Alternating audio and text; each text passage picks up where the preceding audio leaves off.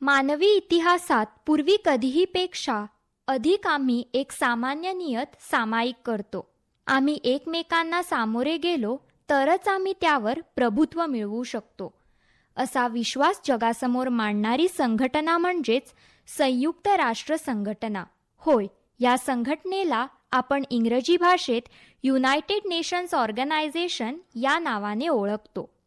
पहिल्या महायुद्धाची सुरुवात 1914 मध्ये झाली, परंतु युरोपात सुरू असलेल्या या युद्धाला काहीच काळात जागतिक स्वरूपाची प्राप्ती झाली.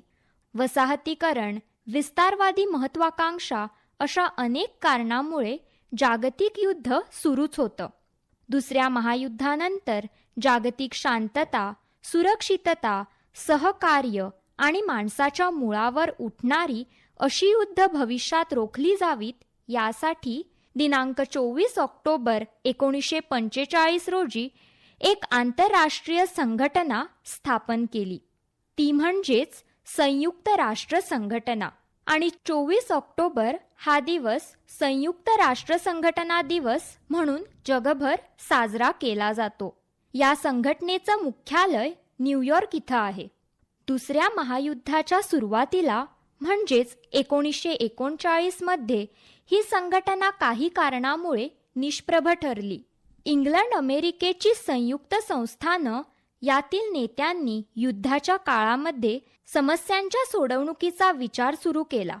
रशिया, फ्रान्स ही राष्ट्र देखील या प्रक्रियेचा भाग झाली.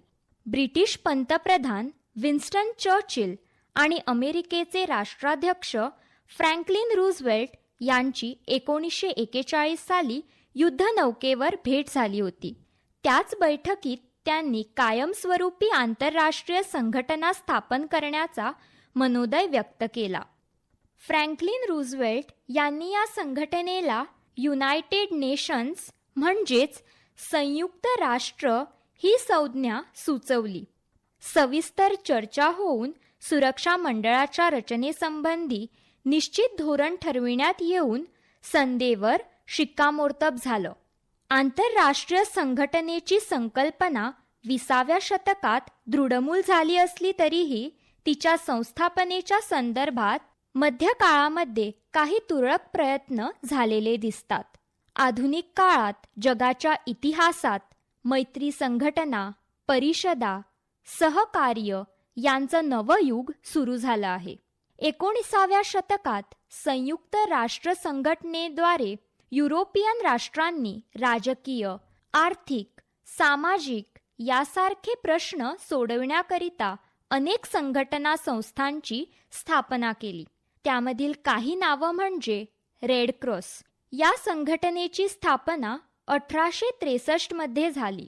इंटरनॅशनल टेलिग्राफिक युनियन म्हणजेच आंतरराष्ट्रीय दूरसंचार संघाची स्थापना 1865 साली झाली. त्या व्यतिरिक्त पोस्टल युनियन, बर्लिन परिषद, हेग परिषदा, पहिल्या महायुद्धानंतर पॅरिस शांतता परिषद अशा बऱ्याच परिषदा झाल्या. प्रकट राजनय आणि सामूहिक सुरक्षितता ही नवी सूत्र संयुक्त राष्ट्र संघटनेमुळेच अंमलात आणली गेली.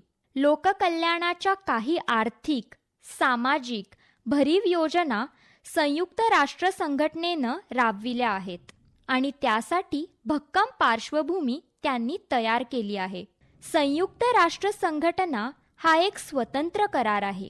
या संधेत संयुक्त राष्ट्राची उद्दिष्ट, तत्व, रचना, विविध संस्था, उपसंस्थांची कार्यकक्षा आणि कार्यपद्धती यासंबंधी तरतुदी आहेत. त्यांची काही खास उद्दिष्ट आणि तत्व आहेत. पहिले म्हणजे आंतरराष्ट्रीय शांतता आणि सुरक्षितता प्रस्थापित करणं. दुसरं म्हणजे राष्ट्रांमध्ये मैत्रीपूर्ण संबंध प्रस्थापित करणं. तिसरं म्हणजे आंतरराष्ट्रीय सहकार्य निर्माण करून त्याद्वारे समस्यांची उकल करणं.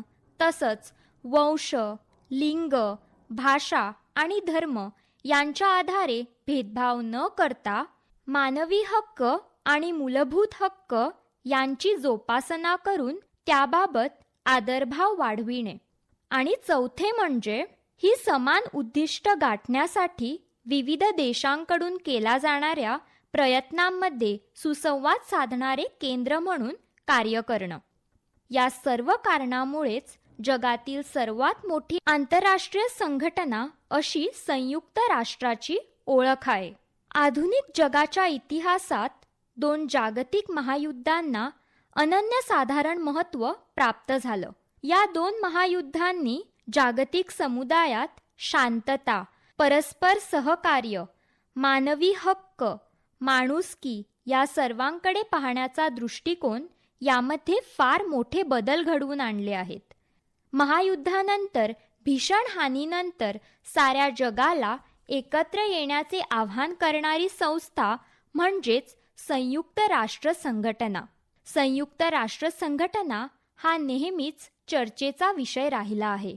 काही काळापूर्वी भारताला सुरक्षा परिषदेचं अस्थायी सदस्यत्व मिळालं. शांतता आणि सौहार्द प्रस्थापित करणं हे संयुक्त राष्ट्राचं प्राथमिक कर्तव्य आहे. 1948 साली सुरू झालेल्या भारत-पाकिस्तान युद्धानंतर पाकिस्तान सीमेवर शांतता फौजांना पाचारण करण्यात आलं. या सर्वांसाठी युनायटेड नेशन्स पीसकीपिंग फोर्सेस ची स्थापना केली गेली आहे. भारत, ब्राझील, जपान, जर्मनी या देशांकडून संयुक्त राष्ट्रांना होणारी आर्थिक मदत वाढली आहे. अर्थव्यवस्था आणि लोकसंख्येचा विचार करता हे देश जागतिक निर्णय प्रक्रियेत मोठी भूमिका बजावतात. त्यामुळे सुरक्षा परिषदेत मोठे बदल करण्याचीही आता गरज आहे. संयुक्त राष्ट्र संघटनेचं कार्य तसं अनमोल आहे. United nations framework convention and climate change म्हणजेच UNFCCC यांच्या अंतर्गत संयुक्त राष्ट्रांनी हरितवायू उत्सर्जन कमी करण्यास प्राधान्य दिले आहे. कार्बन क्रेडिट्सची ऐतिहासिक कल्पना ते जगभर राबवण्याचा प्रयत्न करत आहेत. गरिबी आणि भूक मिटवणे, प्राथमिक शिक्षण विश्वव्यापी करणं, लिंगभेद मिटवून महिला विकास साध्य करणं, बालमृत्यू दर कमी करणं, मातृ आरोग्य सुधारणं, HIV, एड्स, मलेरिया यासारख्या भयानक रोगांशी सामना करणं आणि विकासासाठी वैश्विक भागीदारी उभारणं यासाठी संयुक्त राष्ट्र संघटना झटत आहे. यातील काही उद्दिष्ट महत्वाकांक्षी आहेत, पण खर्चिक देखील आहेत. संयुक्त राष्ट्र संघटना स्थापन होऊन आज अनेक दशकं झाली.